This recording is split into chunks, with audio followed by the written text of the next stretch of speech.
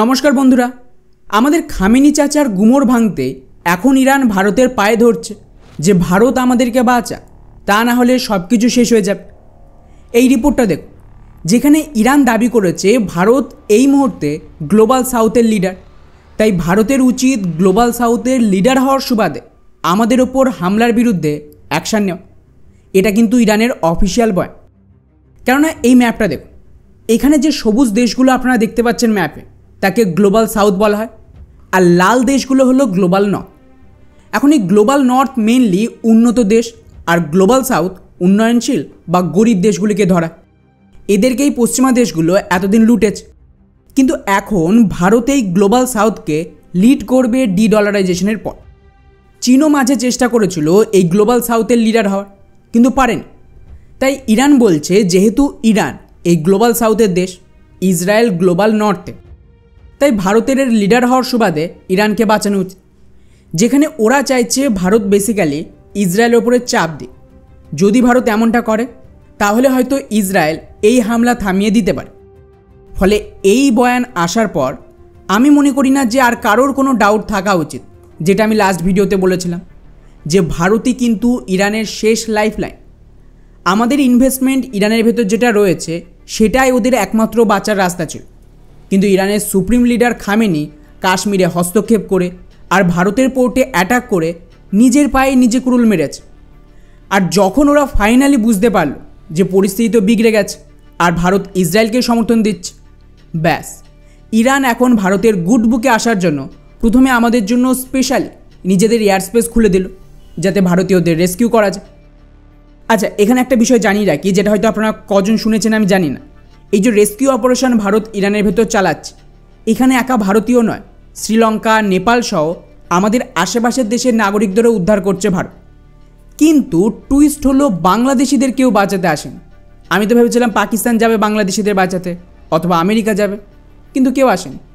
যাই হোক, ইসরায়েলের হামলায় যদি ওরা জান্নাত পায় সেটা তো ওদের জন্য খুব খুশির ব্যাপার হবে।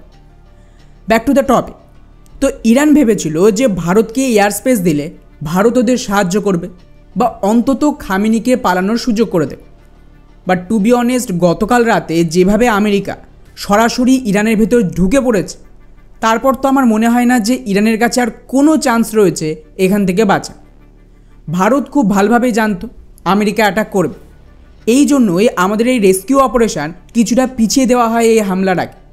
অর্থাৎ আমেরিকা হামলার আগে কিছু ইনপুট ভারতকে দিয়েছে, আর ভারত জানতো এরপর ইরানের কী পরিণতি হবে। পার্সোনালি আমার ধারণা ভারত কিছুতেই এখন ইরানকে সাহায্য করবেন, কারণ এটা তো আপনারা ধরে নিন যে কনফার্ম, 100% কনফার্ম যে ইরানের এই রিজিম আর বেশি দিন টিকবে না। তারপর যে নতুন রিজিম আসবে তার সাথেই তো আমাদের ডিল করতে হবে। তো খামেনির আমাদেরকে ধোঁকা দেওয়ার পর এখন ভারতের কি প্রয়োজন রয়েছে ইসরায়েলকে পুশ করে এই খামেনিকে পালাতে দেওয়ার জন্য সুযোগ করে দেওয়া। যখন আমাদের প্রয়োজন ছিল তখন এই খামেনি আমাদের সাহায্য করেন। চাহবার পোর্টকে নিয়েও চীনের মাধ্যমে আমাদের ব্ল্যাকমেলিং করে। ভারতীয় হাইফা পোর্ট যেটা ইসরায়েলে রয়েছে তার উপরেও অ্যাটাক করে। তাই এখন ওরা যতই পায়ে ধরুক অথবা গ্লোবাল সাউথের লিডার বলুক না কেন, ভারত এই মুহূর্তে ইরানকে সম্পূর্ণ সাইডলাইন করে দিয়েছে।